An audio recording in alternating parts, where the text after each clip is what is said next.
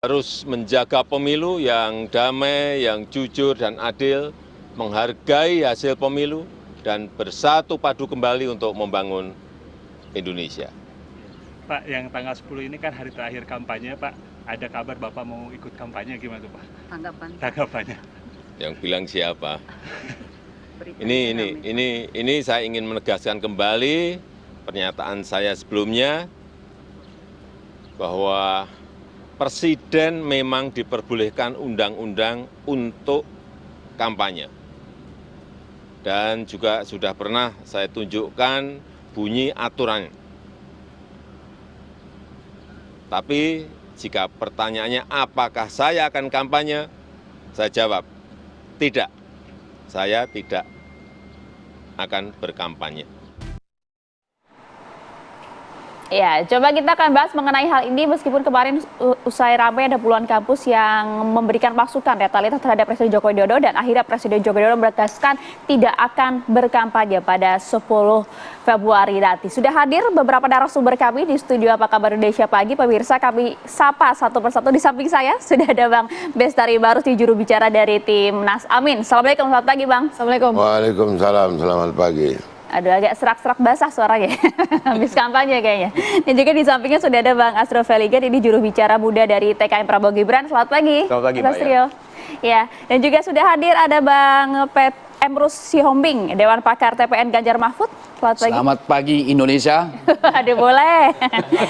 Ya, kalau yang di sebelahnya ini bajunya aja yang sama ya, tapi ini merupakan analis politik Foxpol Research and Consulting, Bang Panggi Syarwi. Selamat pagi Bang Panggi. Selamat pagi semuanya. Mbak Vita, pagi. Pagi.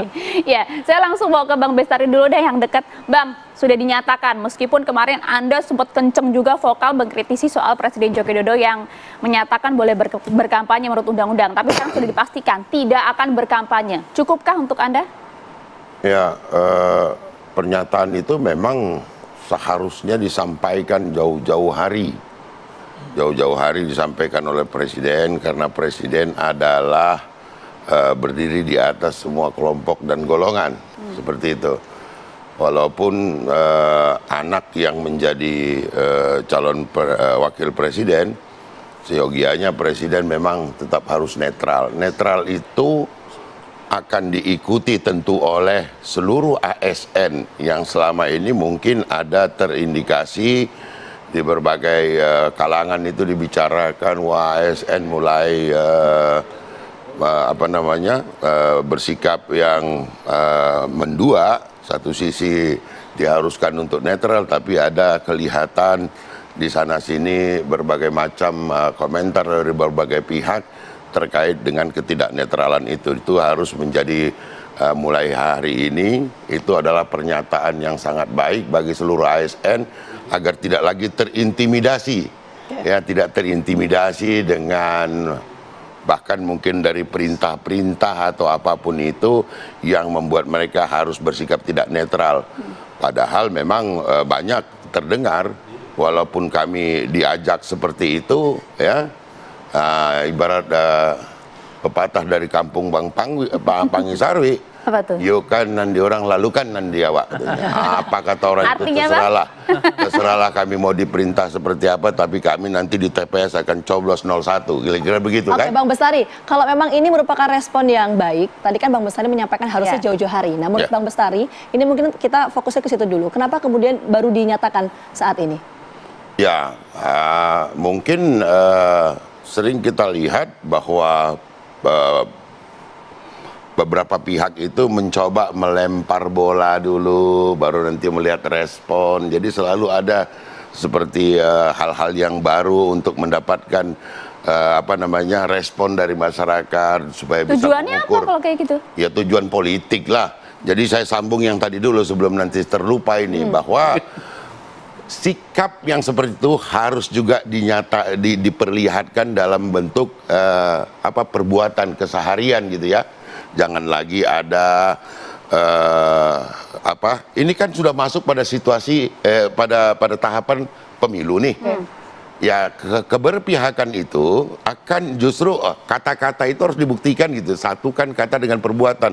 Ya jangan terlalu banyak juga bergaul dengan salah satu calon presiden, sementara calon presiden yang lainnya nggak diajak, kan begitu-begitu tuh, memperlihatkan kepada publik kedekatan-kedekatan dan lain sebagainya. Saya kira ini udah nggak perlu lagi lah.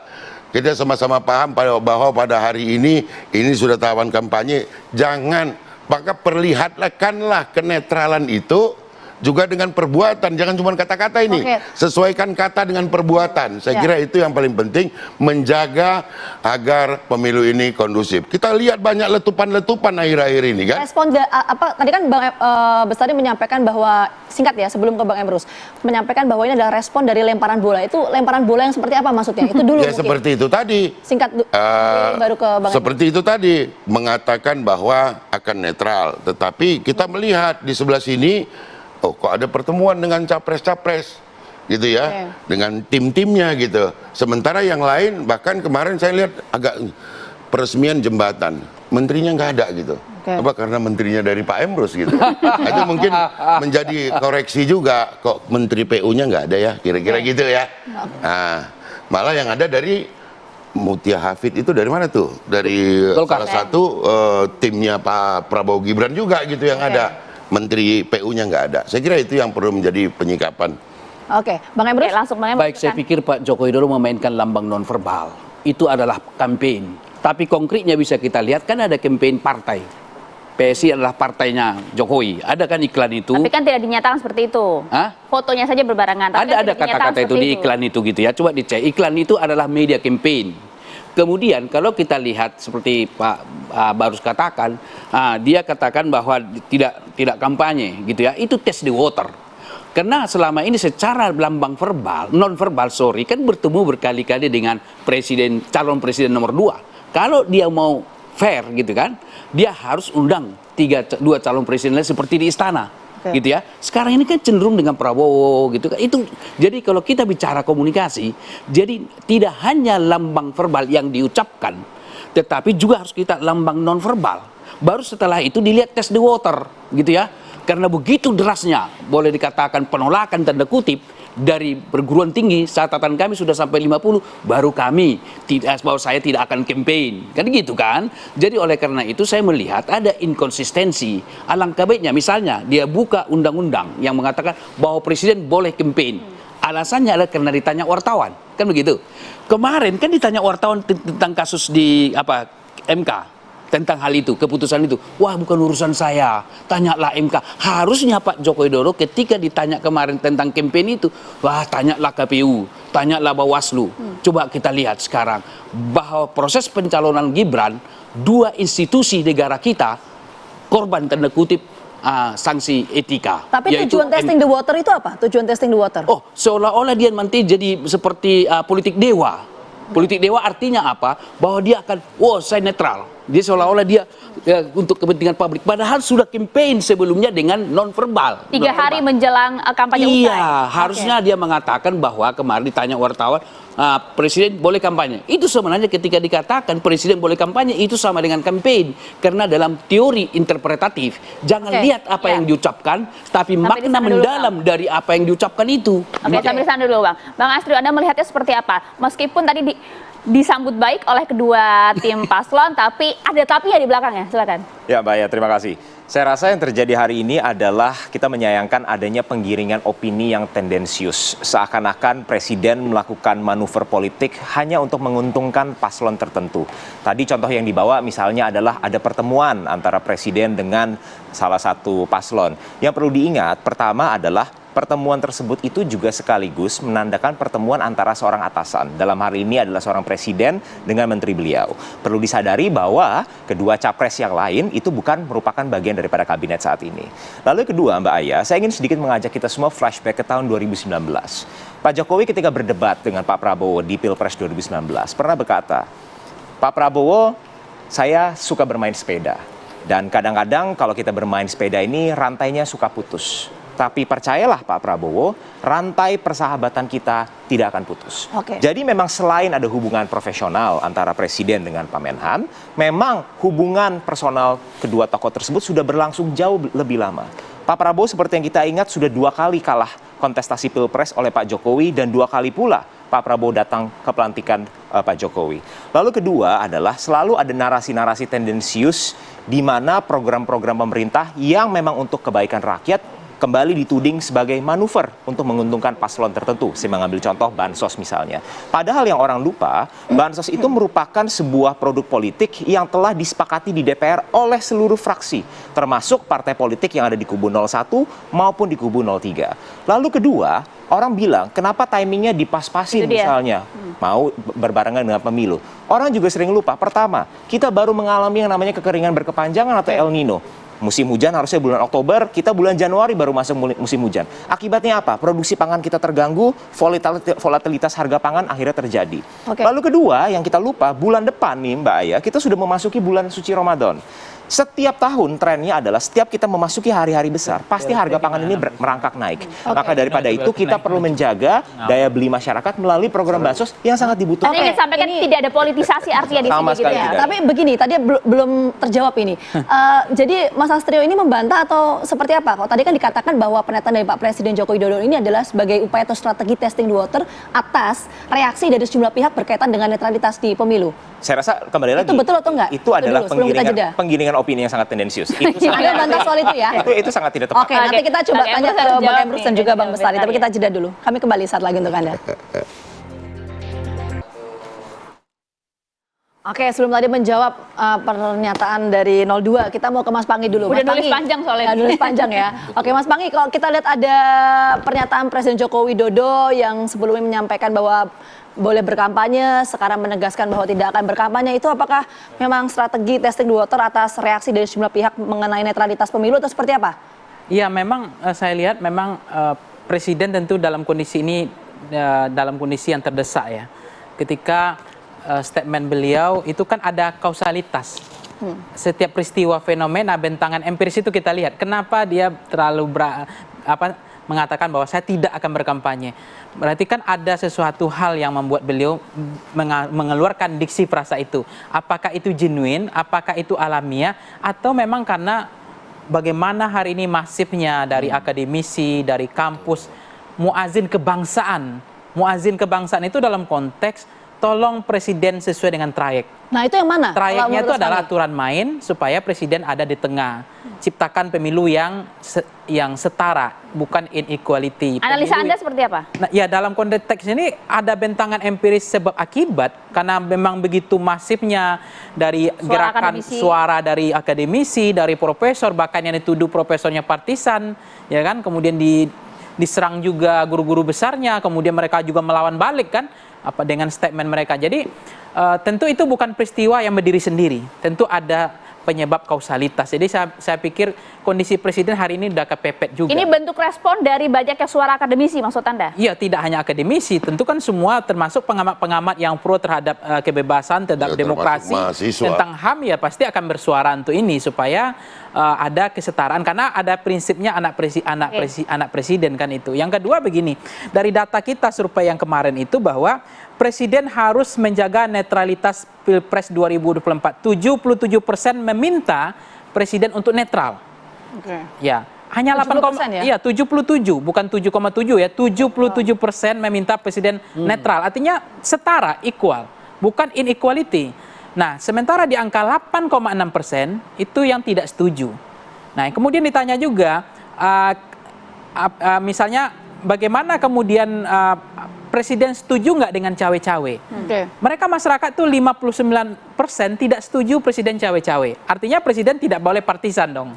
Karena dari data ini 59%, bukan 5,9. Nah, dari data juga menunjukkan keterlibatan Jokowi dalam Pilpres itu 30% tidak mempengaruhi pilihan publik. Jadi itu akan sia-sia juga akhirnya. Ditambah lagi artinya pemilih kita mandiri, rasional, tidak karena preferensi Presiden gitu. Nah, meskipun memang dalam waktu yang sama ada endorse Pak Jokowi berpengaruh terhadap pilihan mereka gitu ya. Nah, satu lagi data terakhir, apakah penyelenggara pemilu akan menjalankan tugas mereka dengan adil? 15,5% publik menyatakan mereka tidak akan adil. Nah ini pendapat publik, ini bukan asumsi, ini bukan persepsi, ini bukan pikiran liar saya, tetapi ini adalah pendapat persepsi publik bahwa ada dugaan penyelenggara pemilu mereka tidak trust level confidence nggak bagus terhadap penyelenggara pemilu. Nah oleh karena itu wajib penyelenggara pemilu berikanlah trust building, membangun dari distrust menjadi trust building karena ada ketidakpercayaan. Angka 15% bukan angka kecil. Mungkin mereka dari melihat gelagat-gelagat penyelenggara, Bawaslu-nya membuat mereka kok nggak rasa-rasa nggak percaya. Nah menurut Mas Panggi ini pernyataan Presiden Joko Widodo ini merespon atas pernyataan-pernyataan itulah, kurang lebih seperti itu ya, sentimen-sentimen seperti itu. Saya ke Bang Bestari, tadi dikatakan 02 enggak kok, ini enggak sebagai bentuk testing water kok. Hubungannya sama Pak Prabowo memang udah lama itu. Iya, justru itu mengkonfirmasi bahwa ada kedekatan khusus antara Pak Presiden dengan Pak Prabowo yang tidak layak pada hari ini untuk dipertontonkan ke publik karena gerak-gerik yang kelihatan itu berdekatan dan sebagainya macam itu sungguh mempengaruhi otak orang banyak bahwa ini tidak netral. Maka apa pentingnya bagi Pak Jokowi, bagi Pak Prabowo makan bakso itu dipublish? Apa pentingnya? Presiden dan menterinya, apa pentingnya? Kalau konteksnya maka di kantor, bukan di depan publik dan harus disorot dan kemudian dipublish. Seakan-akan mengkonfirmasi tadi mereka dekat loh, mereka bersahabat loh. Untuk apa itu? Apa ini untuk sekedar menutupi kebutuhan atau Pak Jokowi ingin memperlihatkan saya ada di sini loh. Dengan makan bakso itu apa pentingnya bagi masyarakat untuk melihat itu? Mas dijawab dulu, apa Mas. pentingnya? Silakan Mas, dijawab dulu. Ya, saya rasa begini, yang orang sering lupa adalah 5 tahun lalu memang terjadi pertarungan yang cukup sengit. Kita harus mengingat bahwa Pak Prabowo dan Pak Jokowi pernah ikut dalam kontestasi Pilpres 2 kali. Beliau berdua adalah 2 tokoh besar. Dan perlu kita ketahui bersama bahwa ketika Pak Prabowo memutuskan untuk bergabung dalam Kabinet Presiden Jokowi, itu merupakan simbol persatuan. Itu adalah persatuan yang dibutuhkan oleh negara ini. Lalu yang kedua adalah... Dengan Pak Ganjar kurang dekat apa kalau gitu konteksnya? Makanya kalau kita tarik kembali, pertama adalah ini kan hubungan antara presiden dengan menteri. Oh tidak, ini hubungan pribadi. Pak Ganjar maupun kalau Pak makan bakso tidak ada kaitannya dengan dinas, dengan kabinet. Mohon maaf lahir batin. Kedua, masyarakat harus lebih cerdas melihat ini. Kedua, adalah makan bakso di restoran, di warung. Kedua, kami selalu bilang bahwa Presiden Jokowi dan Pak Prabowo ini memang bestie. Ketika beliau makan berdua, itu juga bilang memang mereka menarik. Dan itu harus dipublish itu ya. Loh, harus ya. Kalau antar 2 tokoh besar memiliki hubungan pribadi, tidak ada yang salah dengan hal tersebut. Tidak ada yang salah ya, Bang Emrus? Baik, saya kira menarik untuk kita bahas. Makan bakso.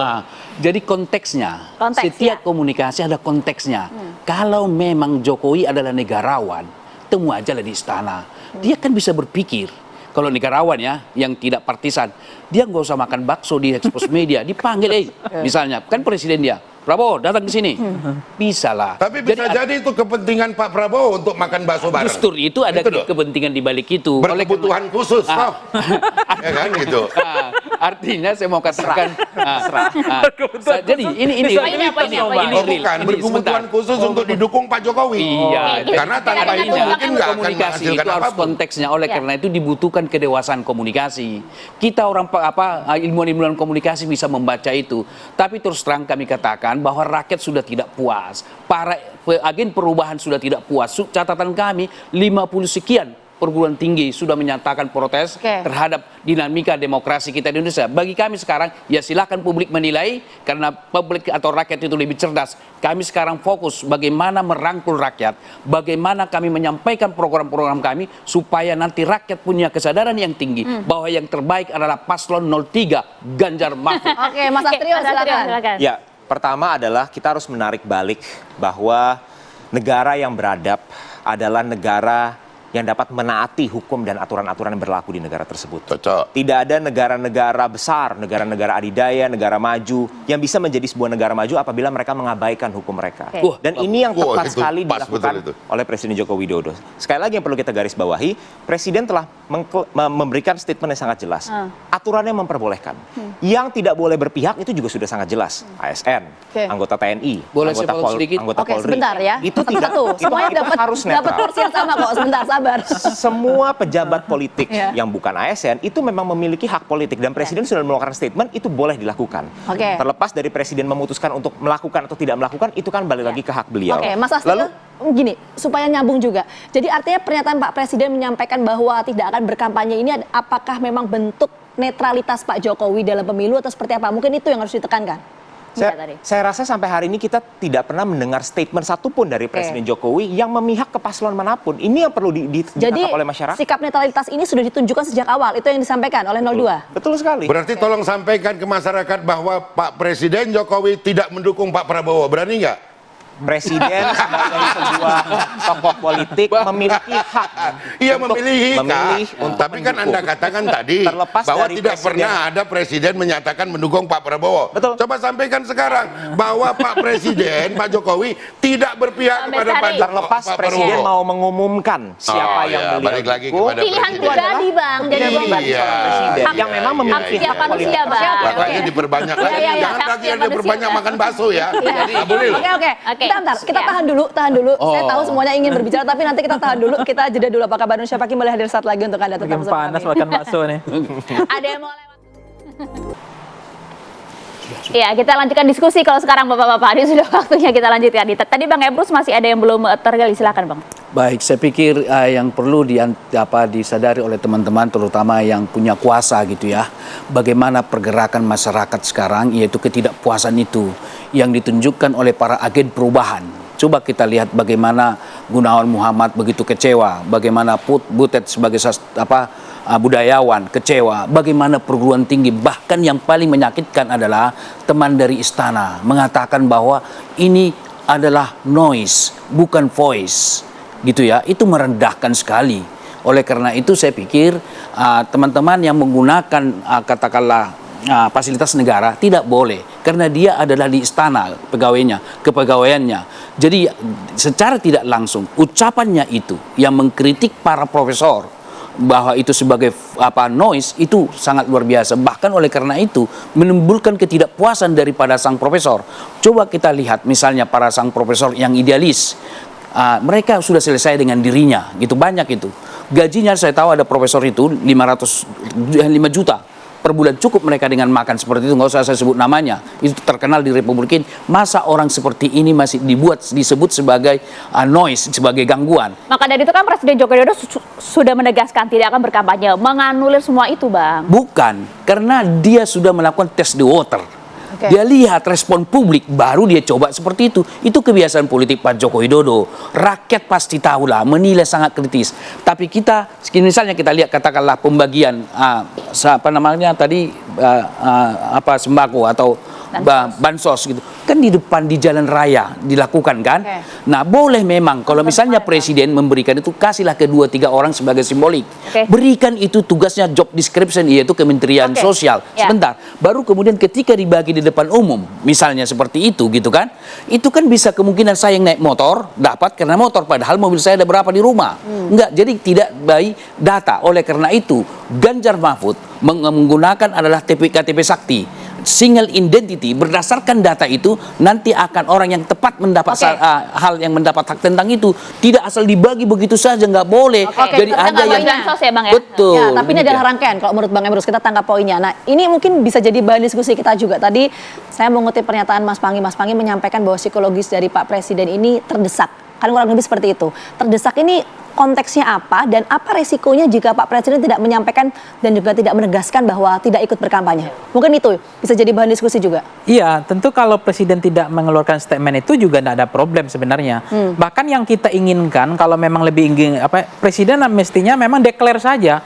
Itu ya lebih jelas lagi sebenarnya ya. Declare dalam arti? Ya artinya mendukung salah satu calon presiden. Karena memang katanya nggak ada pasal yang melarang kan itu. Nah pertama memang nggak ada pasal yang melarang. Tapi ada pasal yang menarik sebenarnya adalah tentang yang dibilang pasal 28 tahun 99 tentang pasal 1 ayat 5. Bunyinya nepotisme setiap penyelenggara negara yang secara melawan hukum yang menguntungkan kepentingan keluarga dan koloninya di atas kepentingan masyarakat dan bangsa. Ini kan undang-undang yang kita buat. Nah, tetapi ada juga pasal yang kemudian dikatakan Pak Jokowi yang memantik reaksi publik dari yang tadi itu, dari rektor, semacam bahwa presiden boleh berpihak dan berkampanye. Kan itu sebab kita lihat persoalan kan dari komprehensifnya kan dari hulu sampai hilir. Kenapa kenapa perguruan tinggi kemudian rektor mahasiswa bersuara misalnya? Karena kan ada statement memihak dan berkampanye. Nah, semestinya hari ini kalau dengan konteks hari ini memang tidak ada problem, tetapi ada banyak hal. Pertanyaan orang kan udah umum bahwa apakah Gibran bukan keluarga Jokowi kan gitu. Karena itu salah satu. Orang udah tahu gitu. Tapi itu yang kedua begini, soal makan bakso tadi. Ya, kalau kemudian memang mazhab pandangan masyarakat awam ada dua tadi mazhabnya. Iman tadi ada yang percaya bahwa yang disampaikan Bang Rio tadi bahwa itu wajar karena hubungan patron klien ya antara menteri dengan presiden. Itu mazhab pertama. Nah, tapi jangan disalahkan juga mazhab kedua. Kenapa nggak makan baksonya nggak harus disoporskan, harus ditampilkan gitu ya, harus dipublikasi, kemudian di-endorse. Dan itu bukan alamiah loh, karena medianya besar sekali menyambutnya. Bahwa itu bukan peristiwa alamiah. Dugaan saya itu didesain. Ada arsiteknya. Tujuannya adalah untuk menjawab pertanyaan pengaruh endorse Jokowi 53% ini. Bahwa mereka percaya bahwa Pak Jokowi bisa mempengaruhi pilihan publik. Tapi pertanyaan saya belum terjawab itu. Tadi kalau terdesak itu terdesak dalam hal apa dan resikonya apa, singkat sebelum jeda? Supaya jadi pemantik diskusi juga. Nggak ada sebenarnya, tetapi jadi terdesak konteksnya apa dong? Terdesaknya apa ini maksudnya karena memang adanya kegelisahan dengan konteks penyimpangan praktek ketatanegaraan sebagai presiden.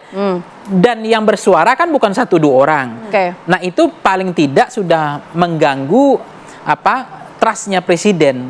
Kan artinya legitimasi beliau terganggu ya. Respon presiden ada banyak yang beliau merespon kembali supaya itu yang tadi saya Bang Emrus tadi, mohon maaf, saya juga setuju itu. Presiden senang itu ngetes rakyat.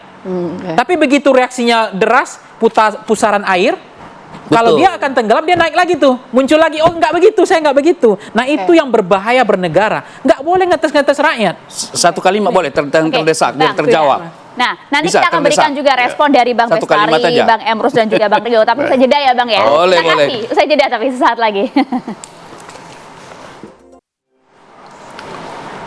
Ya, kita lanjutkan diskusi pemirsa. Ini kami berikan porsi yang sama ya kepada setiap tim pasangan calon. Bang Bestari, kalau Anda melihat statement ini kan sebenarnya menganulir berbagai hal yang terjadi akhir-akhir ini. Tadi disampaikan juga oleh Bang Pangi, testing the water juga ada hal di sana. Tapi Anda melihat tidak ini pengaruhnya terhadap elektoral dari setiap pasangan calon?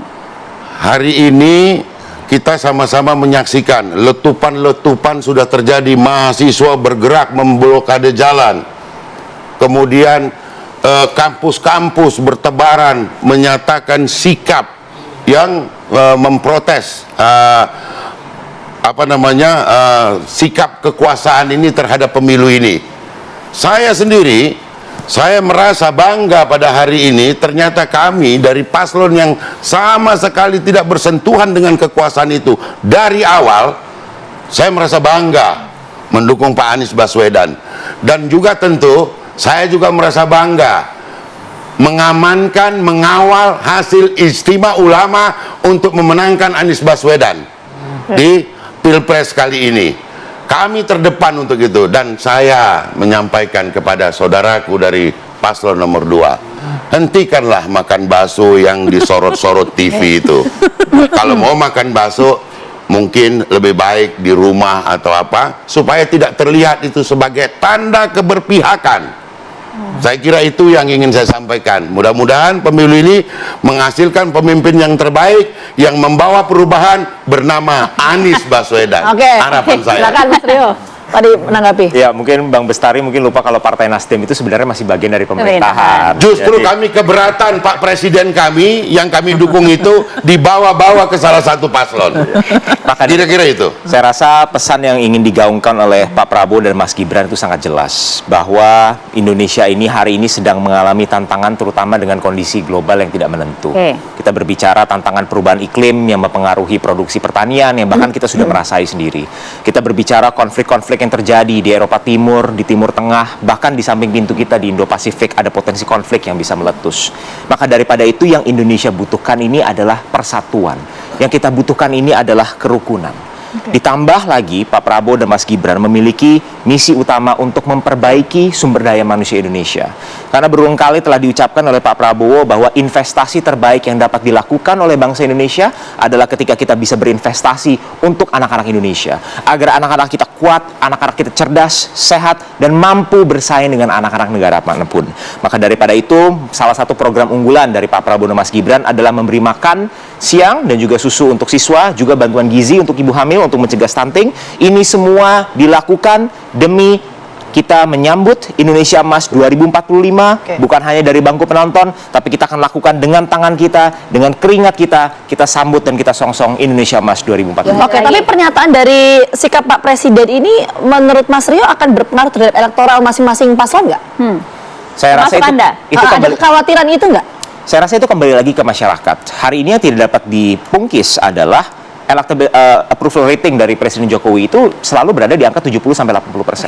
Itu yang perlu dicatat. Memang rakyat ini puas dengan Presiden Jokowi, dan yang paling penting berarti adalah rakyat menginginkan keberlanjutan dari fondasi-fondasi yang telah dibangun oleh Presiden Joko Widodo. Dan memang misi keberlanjutan itu hanya ada di paslon 02. Oke, Bang Emrus? Baik, saya pikir kalau kita bicara krisis pangan, waktu itu kan Pak Joko Widodo sudah mengantisipasi akan terjadi krisis pangan begitu ya, maka dibangunlah food estate. Tapi kita lihat apa hasil food estate. Food estate. Jadi wood estate. Dan gitu. Oleh karena itu maka boleh dikatakan ya program itu kan gagal. Kenapa? Tunggu sebentar. Ini soal pernyataan Presiden yang ditanggapi dulu soal program-program dan lain sebagainya. Ya, artinya saya mau menanggapi yang dia katakan itu soal pangan tadi. Kekhawatiran akan berpengaruh terhadap elektoral masing-masing paslon? Saya kira tidak. Kami tetap optimis. Kenapa? Kan survei sekalipun dilakukan oleh para survei, tanda kutip saya buat ya, survei konglomerat lah gitu ya. Jadi tanda kutip. Survei konglomerat. Jadi karena mereka ini bisa saja dalam hasil-hasil survei mereka salah satu yang dikatakan penyandang dananya. Pak Prabowo pernah mengatakan bahwa survei itu tergantung yang bayar. Silakan diklik, keluar itu. Jadi oleh karena itu pandangan Pak Prabowo loh. Tidak itu dikatakan. Jadi oleh karena itu kita meragukan itu semua. Kenapa demikian? Menurut kajian kami, gitu ya, survei internal kami dan bisa dipertanggungjawabkan, itu kami mencapai di 30%. Maka kalau ada mengatakan satu putaran dengan begitu kuatnya mereka mensounding itu, secara statistik itu menabrak teori peluang. Oleh karena itu, dari hasil fokus grup discussion kami tanya, kenapa kamu memilih si A, si B, si C, dan kemudian menurut pengamatan kami masih banyak swing voter, undecided voters, itu pemilih rasional. Pemilih rasional sudah pasti ke Ganjar Mahfud. Kenapa? Kalau pemilih, ya betul, karena kalau pemilih emosional sudah menentukan pilihan, begitu ya. Bukankah program kami yang lebih rasional, misalnya contoh, satu keluarga miskin, satu sarjana, dan guru ngaji dapatnya, dan 21 program. Oleh karena itu, sebagai closing statement saya menghimbau kepada seluruh rakyat Indonesia bahwa paslon yang terbaik dari sudut kapabilitas, integritas, dan tabrak korupsi adalah Ganjar Mahfud. Oleh karena itu, pilih nomor 3 pada tanggal 14 Februari 2023. Masing-masing kampanye, masing-masing bangsa dan negara untuk lebih baik ke depan. Demikian. Terakhir saya mau ke Mas Pangi. Mas Pangi, ini saya mau berkampanye apa? Ya benar. Tapi gini loh Mas Pangi, kalau kita lihat pagi ini kok semuanya saling punya perspektif masing-masing. 2 hari lagi. Tapi pertanyaan saya Mas, nanti ketika pasca 14 Februari itu loh, apakah nanti yang siapapun yang menang apakah akan merangkul yang kalah masuk dalam satu kabinet? Karena kalau kita lihat ini kondisinya, tensi politik makin panas. Gambarnya seperti apa nanti? Ya, soal merangkul yang kalah atau tidak, di dalam politik itu kan ini bicara tentang kekuasaan. Bagaimana memenangkan kekuasaan. Nggak mungkin kalau ingin bertarung ini bukan karena kekuasaan kan, kemudian power sharing. Nah tentu siapa yang akan melebur, siapa yang akan menyatu, siapa yang akan berkoalisi tentu tergantung nanti persamaan kepentingannya apa dulu. Tapi sejauh ini potensinya besar nggak? Potensinya ada. Bersanding, istilahnya politik kan begitu tuh. Iya, artinya semuanya potensinya besar sekali ya. Kan nggak mungkin mereka, apalagi kalau merasa udah sama-sama kalah ya, ada peluang untuk bisa menyatu ya, ada mungkin misalnya ketiganya punya peluang untuk melebur karena memang pertarungan kita kan basisnya bukan ideologi lagi, bukan pertarungan basis idealis, tapi ini kan lebih transaksional, pragmatis. Walaupun ada programnya, ada juga ide-ide dan seterusnya, pikiran-pikiran, tapi semuanya akan lebih cair, akan lebih dinamis. Mau 01 bergabung dengan 03 juga memungkinkan akan melebur. Nanti apakah 02 ke 01 atau 02 ke 03 juga memungkinkan juga. Karena ini semuanya tergantung bagaimana nanti titik kepentingannya di mana. Kalau memang mereka ingin menang, harus bersatu, ya harus bersatu. Meskipun ya misalnya nih, PDIP sama PKS hampir sulit diprediksi oleh orang karena rentang blok ideologinya jauh sekali antara kanan dengan kiri, antara abangan dengan konservatif misalnya ya. Tapi kita nggak tahu ini. Kalau nanti kepentingannya memang untuk kekuasaan, ya bisa saja nanti yang kolom ini bisa bersatu. Dalam gitu. politik ada yang nggak pasti gitu ya. Ya persis sama PKS sama PKB, orang kan bertanya ada pengamat yang prediksi sampai tahun kuda nggak akan bersatu. Faktanya hari ini PKB sama PKS bisa bersatu mengusung Anies. Gitu. Pasca 14 Februari sih nanti akan dinamis ya, potensinya ada ya Fit. Tapi 2 hari ini selama masa kampanye ini pasti akan gaspol semua nih masing-masing. Ya, terima kasih banyak Bang Bestari. Bang Rio. Bang Agus, terima kasih banyak semuanya. Oke, ini gaspol juga yang mau liburan karena sudah libur panjang. Kita akan coba nanti pantau seperti apa kondisi arus lalu lintas di beberapa titik. Usai jeda, kami hadirkan informasi untuk Anda.